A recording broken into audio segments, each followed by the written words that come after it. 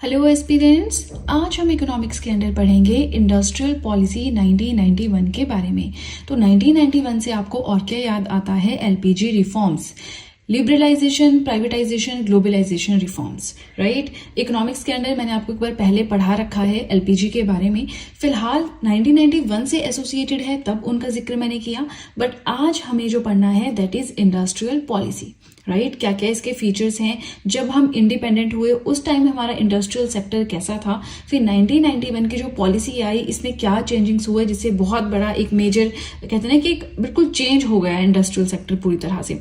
इसके अलावा कुछ और भी पॉलिसीज इससे पहले आई थी तो वो इम्पैक्ट नहीं कर पाई थी। तो ये सब हमें पढ़ना है। हल्का सा आपको ब्रीफ दे दिया कि हमें अब क्या डिस्कस करना है। इससे पहले फाइनेंशियल मार्केट्स के type, money market, capital market, SEBI हो गया इनका रेगुलेटर, और भी बहुत सारी स्टॉक एक्सचेंजेस हैं। तो ये सब कुछ हम इकोनॉमिक्स के अंडर पढ़ चुके हैं, ठीक है। 2-3 टॉपिक्स बचते हैं लास्ट के, उनमें से एक है इंडस्ट्रियल पॉलिसी। तो ये पॉलिसी होती क्या है? This is the policy of the government regarding the industrial development of the country. Country में जो भी इंडस्ट्रियल सेक्टर है, जितनी भी इंडस्ट्रीज हैं, उनकी डेवलपमेंट करनी है। तो कैसे डेवलपमेंट होगी? प्रॉपर गाइडलाइंस, प्रॉपर एक रूल्स, प्रॉपर एक पॉलिसी लानी पड़ेगी, ठीक है। तो वही पॉलिसी हम पढ़ रहे हैं। अब ये क्या कवर करता है? अभी देखिए हम बेसिक इंडस्ट्रियल पॉलिसी पढ़ रहे हैं, ठीक है। नेक्स्ट पेज पे हम पढ़ेंगे 1991 की पॉलिसी के फीचर्स, क्योंकि डायरेक्टली तो हम पॉलिसी पे जंप नहीं कर सकते, थोड़ा सा बेसिक समझना जरूरी है, राइट। तो वही बेसिक हम अभी समझ रहे हैं। So, industrial policy covers the procedures, principles, rules and regulations to shape the pattern of industrialization. हमारी कंट्री में, हमारी इकोनॉमी में इंडस्ट्रीज कैसी होनी चाहिए, क्या पैटर्न होना चाहिए, क्या क्या रूल्स उसको फॉलो करने हैं, किस प्रोसीजर के हिसाब से चलना है, क्या प्रिंसिपल्स फॉलो करने हैं, क्या रेगुलेशंस को फॉलो करना है, ये सब कुछ आता है इंडस्ट्रियल पॉलिसी के अंडर। और कौन लाती है इंडस्ट्रियल पॉलिसी? ऑब्वियसली गवर्नमेंट, है ना। So government's action to influence the ownership और the structure of the industry. Ownership का मतलब है कि इंडस्ट्री सरकार के पास रहेंगी या प्राइवेट सेक्टर के पास रहेंगी या दोनों के पास मिलकर रहेंगी। स्ट्रक्चर कैसी होगी इंडस्ट्री की, तो ये सारी चीजें जो है इंडस्ट्रियल पॉलिसी के अंडर आती है। इसका एक ही मेन टारगेट है कि जो इंडस्ट्रियल सेक्टर है हमारी कंट्री का, उसे डेवलप करना, ठीक है। अब देखिए 1947 में हम आजाद हुए, इंडिपेंडेंट हुए, तो उस टाइम पे क्या सिचुएशन थी हमारी कंट्री की, थोड़ा सा वो जान लेते हैं, ठीक है। So nature of Indian industrial sector at the time of independence. आजादी के समय क्या हाल था भाई हमारी इंडस्ट्रीज का? तो हमने ये चीज तो बहुत अच्छे से पढ़ी है कि अंग्रेज आए जिस टाइम, तो यहाँ पे हैंडीक्राफ्ट इंडस्ट्री बहुत कह रही फल फूल रही थी, है ना। पूरी दुनिया में बोलबाला था। यहाँ पे जो क्वालिटी ऑफ मटेरियल यूज होता था, प्लस जिस प्राइस पे मिलती थी और बहुत ही अच्छा काम होता था, तो उसकी पूरी दुनिया में सराहना होती थी। तभी तो कहते हैं सोने की चिड़िया थी। बहुत सारे रीजंस थे इंडिया को ये कहने का। लेकिन ब्रिटिशर्स आए, उन्होंने यहाँ पे आके यहाँ की जो हैंडीक्राफ्ट इंडस्ट्री है उसे पूरी तरह से खत्म कर दिया। और फिर हम पढ़ते हैं कि यहाँ पे जो रॉ मटेरियल होता था उसे अपना ब्रिटेन में भेजते थे, वहां से फिनिश्ड मटेरियल यहाँ पे लेकर आते थे, उसका प्राइस कम होता था। यहाँ की हैंडीक्राफ्ट इंडस्ट्री को खत्म किया ताकि यहाँ से रॉ मटेरियल वहां पे जाए, वहां पे इंडस्ट्रीज डेवलप हो और वहां से माल यहाँ पे बिकने को आए। तो इससे क्या हो, वहां पे उनकी इकोनॉमी ग्रो करे, ठीक है ना। चलिए थोड़ा सा आपका एडिशनल नॉलेज हो गई। फिलहाल जब हम इंडिपेंडेंट हुए तो हमारा इंडस्ट्रियल सेक्टर कैसा था, है ना, ये देखेंगे। देखिए lack of infrastructure facilities. Infrastructure क्या होते हैं? Buildings, roads, offices, railways, dams, telecommunication, ये सब क्या है? इंफ्रास्ट्रक्चर ही है ना, जिससे डेवलपमेंट होती है। देखिए इंफ्रास्ट्रक्चर एक अलग से टॉपिक मैं आपको पढ़ाऊंगी। आज हम पूरा का पूरा इंडस्ट्रियल पॉलिसी पढ़ेंगे। नेक्स्ट जो हमारा टॉपिक होगा दैट इज इंफ्रास्ट्रक्चर, उसे हम बहुत अच्छे से कवर करेंगे, बट बहुत डिटेल में नहीं, थोड़ा ऊपर ऊपर से, क्योंकि इतना इंपॉर्टेंट नहीं है। बट बेसिक आपको पता होना चाहिए कि हार्ड इंफ्रास्ट्रक्चर क्या होता है, सॉफ्ट इंफ्रास्ट्रक्चर क्या होता है ना, या फिर इकोनॉमिक इंफ्रास्ट्रक्चर क्या होता है, सोशल इंफ्रास्ट्रक्चर क्या होता है। तो ऐसे 1-2 पेजेस का ही हमारा ये कंटेंट रहेगा। चलिए, तो जिस टाइम पे हम इंडिपेंडेंट हुए उस टाइम पे इंफ्रास्ट्रक्चर फैसिलिटीज की कमी थी। रोड्स नहीं थे, ज्यादा अच्छे रेलवेज नहीं थे, टेलीकम्युनिकेशन लाइंस नहीं थी, कनेक्शन नहीं था, कम्युनिकेशन नहीं था, है ना, बहुत डैम्स नहीं थे, तो बहुत सारी चीजें थी। इसके अलावा lack of human resources. Human resources देखिए, ह्यूमंस तो अवेलेबल है, लेबर तो अवेलेबल है, लेकिन स्किल्ड लेबर अवेलेबल नहीं है। इंडस्ट्रीज में सिर्फ लेबर वाले तो नहीं चाहिए ना, अनस्किल्ड काम होता है, ठीक है, लेकिन कुछ काम तो स्किलफुल पर्सन ही कर सकते हैं, तो वो चीज अवेलेबल नहीं थी। टेक्नोलॉजिकल इंटरवेंशन, तो टेक्नोलॉजी देखिए आज के टाइम में कितने आगे तक पहुंच गई, तो उस टाइम पे ऐसी कोई चीज थी ही नहीं, है ना। Ownership highly concentrated to few private individuals. अब उस टाइम पे ओनरशिप थी सारी की सारी सरकारी, ठीक है। और प्राइवेट जो इंडिविजुअल्स थे बहुत कम ऐसे थे जो किसी कंपनी या किसी इंडस्ट्री के मालिक थे। नेक्स्ट आता है, देखिए ये पॉइंट्स कहाँ पे आपके काम आएंगे। अगर आपको इंडस्ट्रियल पॉलिसी 1991 के बारे में लिखना है तो क्या जरूरत पड़ी उस पॉलिसी को लाने की। देखिए इंडिपेंडेंस के टाइम पे हमारे इंडस्ट्रियल सेक्टर की ये हालत थी, इसलिए बहुत सारे रेजोल्यूशंस आते रहते थे। IPRs जिसे हम कहते हैं, इंडस्ट्रियल पॉलिसी रेजोल्यूशंस उस टाइम कहते थे, तो वो आते रहते थे, बट उतना इनका इम्पैक्ट नहीं हुआ जितना हुआ इंडस्ट्रियल पॉलिसी 1991 का। तभी हम उसके फीचर्स पढ़ते हैं, ठीक है।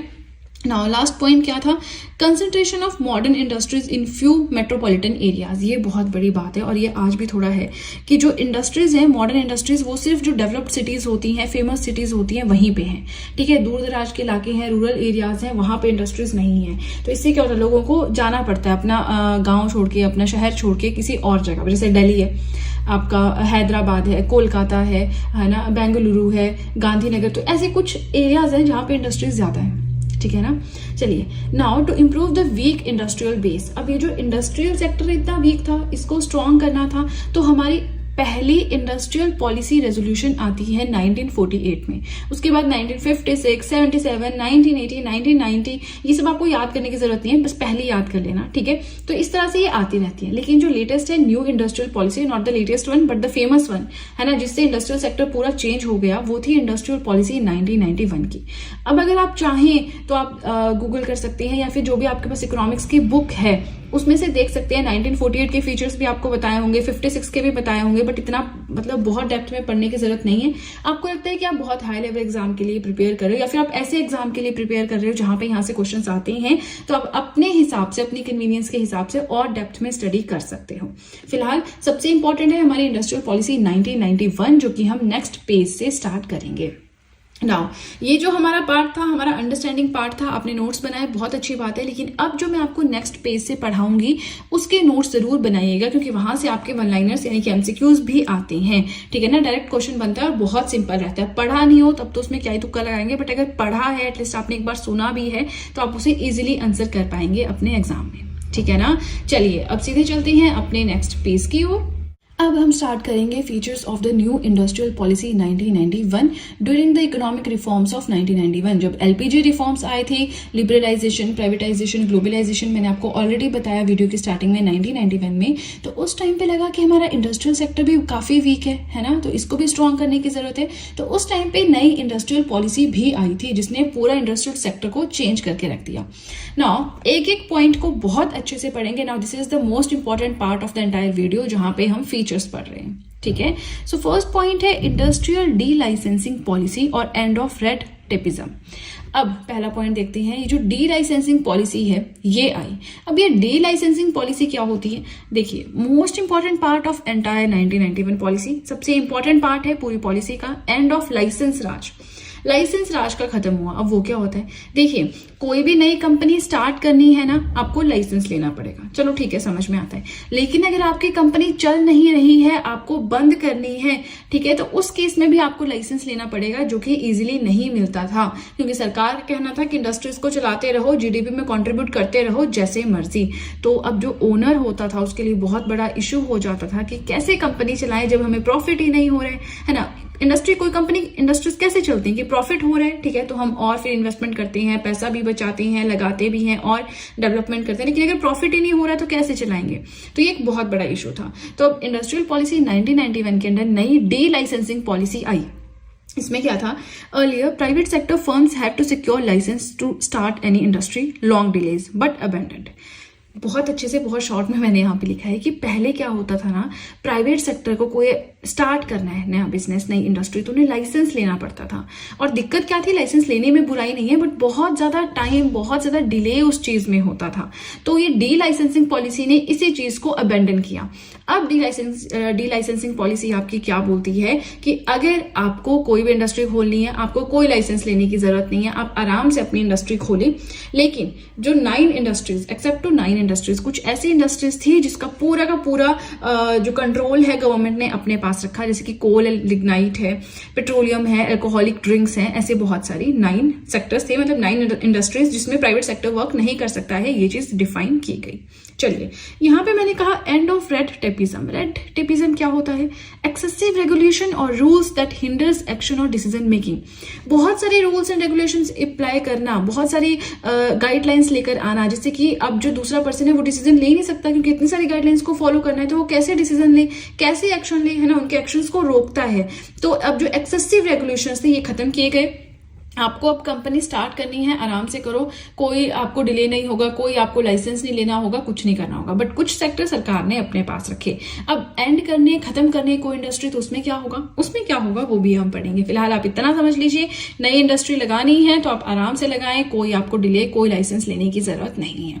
Now the second feature is day reservation of the industrial sector. अब इंडस्ट्रियल सेक्टर की डे रिजर्वेशन हुई, मतलब पहले रिजर्व्ड था इंडस्ट्रियल सेक्टर की, इसमें सिर्फ सरकारी होंगी, कुछ जो है वो प्राइवेट हो सकती हैं, लेकिन ये जो रिजर्वेशन थी गवर्नमेंट की अपने लिए रिजर्वेशन, ये खत्म की गई, डे रिजर्वेशन हुई। चलिए देखते हैं अर्लियर, पहले क्या होता था, अब क्या होता है, इस तरह से हम पढ़ेंगे। सो पहले क्या होता था, पब्लिक सेक्टर की रिजर्वेशन थी ओवर कैपिटल गुड्स एंड की इंडस्ट्रीज। जो भी इंपॉर्टेंट इंडस्ट्रीज होंगी किसी कंट्री में, या फिर कैपिटल गुड्स इंडस्ट्री होंगी, उसके ऊपर पूरा का पूरा कंट्रोल रहता था किसका, पब्लिक सेक्टर का। ठीक है, अब ये ना यहाँ पे एक नया वर्ड आया है, कैपिटल गुड्स इंडस्ट्री। तो कैपिटल गुड्स इंडस्ट्री क्या होता है, कोई ऐसी इंडस्ट्री जहां पे मशीनरीज बनती हैं, मशीनरीज कोई ऐसी चीज, कैपिटल गुड्स इंडस्ट्री के अंदर ऐसी चीज बनती है जिससे आप प्रोडक्शन करते हैं, तो मशीनरी से आप प्रोडक्शन करते हैं। एंड की इंडस्ट्रीज आप समझते हैं जो इंपॉर्टेंट स्टील एंड प्लांट बहुत सारे होते हैं, तो वो सब सरकार ने अपने पास रखा था। But now in 1991 open to private sector. अब कहा कि भाई प्राइवेट सेक्टर भी आराम से यहाँ पे अपनी इंडस्ट्रीज लगा सकता है, कोई दिक्कत नहीं है। But some sectors reserve for public और गवर्नमेंट सेक्टर, मतलब अपने लिए सरकार ने कुछ सेक्टर्स यहां भी रखे, ठीक है ना, कुछ सेक्टर्स यहां भी रखे।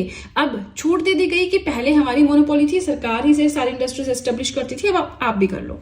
लेकिन कुछ सेक्टर्स अगेन सरकार ने अपने पास रखे, जैसे कि एटॉमिक एनर्जी है, माइनिंग है, रेलवेज है। ठीक है, नाउ थर्ड फीचर हमारा क्या है, रिफॉर्म्स इन पब्लिक सेक्टर। देखिए मुझे बताएं कमेंट सेक्शन में आप लोग नोट्स बना रहे हैं या नहीं, क्योंकि ये वाला जो पार्ट है, देखिए स्टार्टिंग में मैंने आपको नहीं कहा आप नोट्स बनाया, फर्स्ट पेज स्किप कर सकते हैं अगर आपको बेसिक अंडरस्टैंडिंग है, नहीं है तब तो आपको उसके भी नोट्स बनाने पड़ेंगे।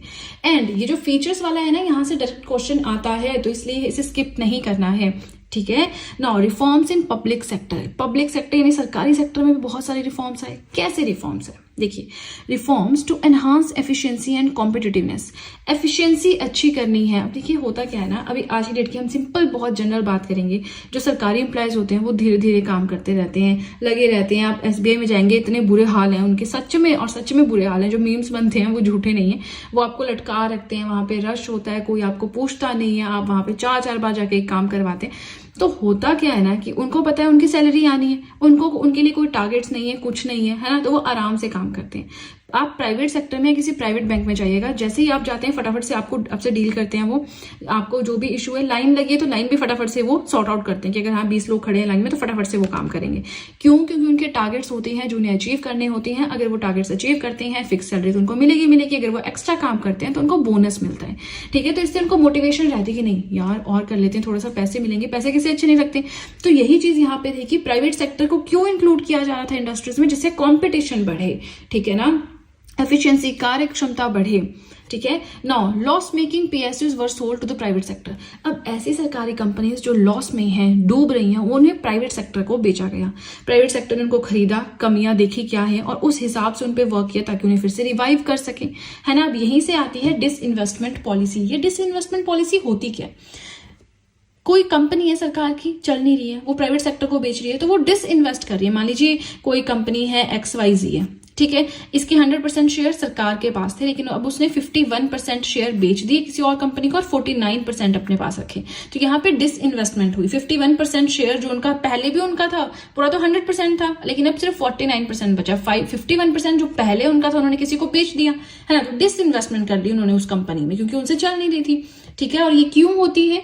To restructure the public sector in the country, country में जो हमारा सरकारी सेक्टर है उसको फिर से रीस्ट्रक्चरिंग की जाए, उसे स्ट्रॉन्ग करना है। कैसे होगा? प्राइवेट सेक्टर को वहां पे इंक्लूड करो, प्राइवेट सेक्टर वर्क करे, क्योंकि प्राइवेट में जो ओनर्स होते हैं उनको चाहिए पैसा। पैसा कैसे आएगा? अगर आप एम्प्लॉयज के लिए टारगेट रखते हैं, उन्हें आप मतलब अच्छे से मोटिवेट करते हैं, है ना, ये सब चीजें आप समझते ही हैं। इसमें ज्यादा तो मुझे नहीं लगता आपको समझाने की जरूरत है, थोड़ी बहुत बेसिक अंडरस्टैंडिंग।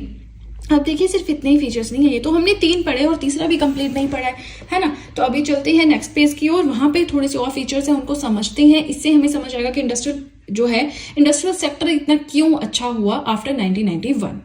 नाउ पीएसयूज के लिए डिसइन्वेस्टमेंट पॉलिसी आई, पीएसयूज के लिए नए नए बोर्ड्स बने फॉर एफिशिएंट फंक्शनिंग, ताकि वो अच्छे से वर्क कर सकें। बोर्ड में क्या होते हैं? बोर्ड ऑफ डायरेक्टर होते हैं, वो डिस्कस करते हैं अफेयर्स या मैटर्स कंपनी के, कैसे इसे इंप्रूव कर सकें, कैसे एफिशिएंट बना सकें, सब कुछ। Public sector invest high tech and essential infrastructure, अब पब्लिक सेक्टर में इन्वेस्ट किया गया, अच्छी टेक्नोलॉजी को लाया गया, जो एसेंशियल इंफ्रास्ट्रक्चर, बिल्डिंग्स या कैपेसिटी जो भी चाहिए वो लाया गया।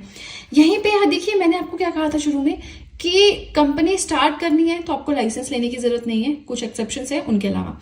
अब अगर कंपनी बंद करनी है, नहीं चल रही है, तो आप क्या करेंगे? देखिए पब्लिक एंटरप्राइजेस जो कि सिक हैं, ऐसी सरकारी कंपनी जो कि सिक मतलब जो डूब रही हैं, घाटे में हैं, चल नहीं रही हैं, उसके लिए आया BIFR। अब ये BIFR क्या है? Board of industrial and financial reconstruction. जो इंडस्ट्रीज है उनको रिकंस्ट्रक्ट करने के लिए आया। अब वो पब्लिक एंटरप्राइजेस जो डूब रही हैं उनसे अब सरकार का कोई काम धाम नहीं है, वो दे देगी BIFR को। BIFR उसे चलाने की कोशिश करेगा, नहीं चलती हैं फॉर द रिवाइवल, ये वर्क करेगा, नहीं चलती हैं तो उसे फाइनली क्लोज भी कर सकता है, कोई लाइसेंस लेने की जरूरत नहीं है। ठीक है जी, चलिए अब छोटे छोटे पार्ट्स हैं, फटाफट से कवर करेंगे। नेक्स्ट हमारा फीचर है 1991 पॉलिसी का अमेंडमेंट टू MRTP एक्ट। ये MRTP एक्ट क्या है पहले तो ये समझना पड़ेगा, फिर इसके लिए हम अमेंडमेंट समझेंगे, है ना। सो MRTP act stands for the monopolies and restrictive trade policies act, जो कि 1961 में आया था। इस एक्ट को पूरी तरह से अबॉलिश किया गया और इसकी जगह पे आया CCI, competition commission of India, which is the watchdog in monitoring competitive practices in the economy. Economy में कंपटीशन कैसे मेंटेन रखा जाए? देखिए एक मार्केट होती है ना, अगर मान लीजिए वहां पे 3 फार्मेसी की दुकानें हैं, दवाइयां खरीदते हैं फार्मासिस्ट से, 3 दुकानें हैं, तो अगर 3 दुकानें हैं तो सब आपको डिस्काउंट देंगे। अरे यार ये 400 की, आप ऐसा करो 380 में ले लो, दूसरा ने 370 में ले लो। तो अब ना मार्केट में लोकल लोग रहते हैं तो पता चल जाता है कि ये जो ये लेफ्ट साइड वाली दुकान है ना, जहां पे बूढ़े से अंकल बैठते हैं, ये बहुत डिस्काउंट देते हैं, तो हमें यहीं पे जाना है। ठीक है, तो इससे क्या हुआ? कॉम्पिटिशन बढ़ रहा है मार्केट में। अब आपने देखा गाँव में कई बार एक ही दुकान होती है, तो वो देता है जो 1 रुपए या 1 रुपए की 2 टॉफी आती है, वो 1 रुपए की 1 देता है। क्यों? क्योंकि वही है, लेना है तो लो वरना जाओ, मोनोपोली है उसकी, है ना। तो अब ये जो कॉम्पिटिटिव प्रैक्टिसेस हैं हमारी इकोनॉमी में, इनको मॉनिटर करना है, इसके लिए CCI आया और इस एक्ट को अबॉलिश किया गया। आई होप आप समझ रहे हैं। क्वेश्चन पूछ सकते हैं MRTP एक्ट क्या है, क्या बोलता है, अमेंडमेंट हुई किसके थ्रू हुई? इंडस्ट्रियल पॉलिसी 1991 के अंडर हुई। इसको अगर अबॉलिश किया गया तो इसकी जगह क्या पे आया? CCI आया, क्या है वो, क्या that is the watchdog of what? तो ऐसे ऐसे क्वेश्चन आ सकते हैं। ठीक है, नेक्स्ट आता है फॉरेन इन्वेस्टमेंट पॉलिसी। अब ये फॉरेन इन्वेस्टमेंट पॉलिसी क्या है? फॉरेन से कोई कंपनी आएगी और इंडिया में आके इन्वेस्ट करेगी, ये इसका मतलब है। So this policy of 1991 welcomed foreign investment and foreign technology. So industrial policy 1991 ने कहा कि फॉरेन से अगर कोई इन्वेस्टमेंट करना चाहता है इंडिया में कर सकता है, बाहर की टेक्नोलॉजी को इंडिया में लाना चाहते हैं ला सकते हैं। इससे क्या होगा? इंडिया में बिजनेस लाइक एनवायरमेंट की क्रिएशन होगी, बिजनेस की तरह एनवायरमेंट आएगा, यहाँ के लोगों को समझ आएगा अच्छा बाहर टेक्नोलॉजी में यही चल रहा है, अच्छा इन्होंने फॉरेन इन्वेस्टमेंट किया, कोई बाहर से कोई इन्वेस्ट करेगा। हम पढ़ते हैं ना कि किसी फॉरेन के बैंक ने हमारे HDFC बैंक के साथ एग्रीमेंट किया, तो उससे क्या होता है? अब कोई फॉरेन का बैंक यहाँ पैसा लगा रहा है ना, तो वो फिर काम भी अच्छे से करेगा, है ना। तो यहाँ पे प्रोडक्शन बढ़ेगी, इफेक्टिवनेस, एफिशिएंसी, वो सारी चीजें बढ़ती हैं, तो वो ऑब्वियसली जीडीपी में कंट्रीब्यूट करते हैं, जिससे हमारा ग्रोथ रेट इकोनॉमी का बढ़ता है। तो एक तरह से इकोनॉमी का ग्रोथ रेट कैसे बढ़े, इकोनॉमी में ग्रोथ कैसे हो, डेवलपमेंट कैसे हो, सारा फंडा उसी का है। Now last but not the least feature हम पढ़ेंगे, that is the promotion of SSI। ये SSI है क्या? Small scale industries. अब देखा गया कि जो SSIs हैं ये उन एरियाज में लगती हैं जहां पे मतलब जैसे आपका जूट इंडस्ट्री कहाँ पे है? वेस्ट बंगाल में, तो वहां पे बहुत सारे लोग जूट के काम करते होंगे, है ना। वो स्मॉल स्केल इंडस्ट्रीज खोल सकते हैं। इससे क्या होगा? अगर कोई अपनी इंडस्ट्री खोलता है, उसमें चाहे वो 20 लोगों को काम देते हैं, तो 20 लोगों को आमदनी मिल रही है, मार्केट में मनी सप्लाई हो रही है, उन लोगों के पास पैसा आ रहा है, तो वो खर्चेंगे मार्केट में। जब पैसा ही नहीं था तो क्या खर्चेंगे, है ना। तो इस तरह से क्या होगा कि वही है modernisation, to encourage modernisation, technological या टेक्निकल अपग्रेडेशन एक्सरसाइज को प्रमोट किया गया, रॉ मटेरियल्स लाके इन्हें दिया गया, मार्केटिंग फैसिलिटीज के जो सामान आपने बनाया है मार्केट तक कैसे लेके जाएंगे सरकार ने वो भी उनको बताया, उसमें भी उनकी हेल्प की। ठीक है, सो ये क्या बना, बिगेस्ट रिफॉर्म इंट्रोड्यूस्ड। अब ये पॉइंट हमारे यहाँ पे खत्म हो गया है, हम बेसिक बात कर रहे हैं दैट जो इंडस्ट्रियल पॉलिसी 1991 थी ये बनी biggest reform introduced in Indian economy since independence के बाद से भारत की अर्थव्यवस्था में इंडस्ट्रियल सेक्टर में जो सबसे बड़ा रिफॉर्म आया that was the industrial policy of 1991। इससे क्या हुआ, strong and competitive private sector. अब प्राइवेट सेक्टर की इमर्जेंस हुई। पहले तो हमारे यहाँ प्राइवेट सेक्टर को देखिए मिक्स्ड इकोनॉमी है इंडिया में, ये हम पढ़ते आ रहे हैं। हम कैपिटलिस्ट इकोनॉमी क्या होता है, सोशलिस्ट इकोनॉमी क्या होता है हम पढ़ते हैं जब हम इकोनॉमिक्स स्टार्ट करते हैं। तो हमने ये पढ़ा कि Indian economy is a mixed economy जिसमें एग्रीकल्चर, इंडस्ट्रीज ये सब कुछ है, प्लस प्राइवेट सेक्टर एंड जो हमारा पब्लिक सेक्टर है, इन दोनों की जहां पे मिक्सिंग होती है, ओनरशिप दोनों की होती है, वो होता है हमारा मिक्स्ड इकोनॉमी। लेकिन जो प्राइवेट सेक्टर है उसको बहुत कम यहाँ पे जो है अभी कार्यभार दिया गया था 1991 तक। लेकिन जब 1991 में उसे और मतलब पावर्स दी गई तो वो बहुत ही स्ट्रॉन्ग एंड कॉम्पिटिटिव बन के सामने आया। फॉरेन कंपनीज इन इंडिया, अब क्रिएशन हुई फॉरेन कंपनीज की इंडिया में बाहर से। अब देखिए इंडिया तो पहले ही फेमस था, है ना, अब बाहर से और बहुत सारे कंपनीज आई जिन्होंने यहाँ पे इन्वेस्ट किया। अब जैसे आप बोले सैमसंग के प्लांट यहाँ पे हैं और भी बहुत सारी हैं, है ना। तो ये सब चीजें हैं, ये सब हुआ है इंडस्ट्रियल पॉलिसी के थ्रू। तो आई होप आपको समझ में आया हो। देखिए बहुत टफ तो ये नहीं है ना। फाइनेंशियल मार्केट्स में दिमाग लगता है, कमर्शियल पेपर्स, प्रॉमिसरी नोट्स याद करने पड़ते हैं। इसमें क्या याद करना, आपने एक बार समझ लिया, ठीक है, आ गया समझ में। उसके बाद क्या करना है, उसके बाद बार बार रिवाइज ही करना है। नोट्स बन के तो रिवाइज ही करना है। पहले आपको एक चीज पढ़नी पड़ेगी, the monopolies and restrictive trade policies act. धीरे धीरे आपको याद हो जाएगा कि 1969 में आया था, क्या एक्ट था, नाम से आप बता देंगे, ठीक है ना। तो बस वही है कि आप मेहनत करें, मेहनत करना नहीं छोड़ना है। 2-3 टॉपिक्स हमारे बचते हैं। आई एम ट्राइंग कि मैं जल्दी जल्दी इसे खत्म कर दूं। मेरा टारगेट है 10 सितंबर तक मैं इकोनॉमिक्स कंप्लीट कर दूं, ठीक है, ताकि आप लोग कहते हैं ना कि मैम पीडीएफ चाहिए, हमें पढ़ना है, हमें पीडीएफ चाहिए, हम नोट्स नहीं बना सकते, तो उनके लिए वो है। बाकी आपके लिए जो नोट्स बना सकते हैं, जिनके पास टाइम है, जो फुल टाइम प्रिपरेशन कर रहे हैं, उनसे यही रिक्वेस्ट है कि आप वीडियो के साथ में नोट्स बनाएं, ठीक है। तो चलिए आज के लिए इतना ही। वीडियो पसंद आए तो लाइक जरूर कीजिएगा, चैनल को जरूर सब्सक्राइब करें, बेल आइकन को प्रेस करें सो दैट मैं जैसे कोई वीडियो अपलोड करूं सबसे पहले नोटिफिकेशन आपके पास पहुंचे। प्लस जो भी आपके फ्रेंड्स हैं जो भी गवर्नमेंट एग्जाम्स के लिए प्रिपेयर कर रहे हैं उनके साथ भी मेरे चैनल का लिंक जरूर शेयर करें so that in handwritten notes का उन्हें भी कुछ फायदा हो सके। तो चलिए फ्रेंड्स आज के लिए इतना ही। नेक्स्ट वीडियो में हम पढ़ेंगे इंफ्रास्ट्रक्चर इन इकोनॉमिक्स, राइट। तब तक के लिए थोड़ा पेशेंस रखें, नोट्स बनाएं, नोट्स को रिवाइज करें। मिलते हैं नेक्स्ट वीडियो में। So that's it and see you soon.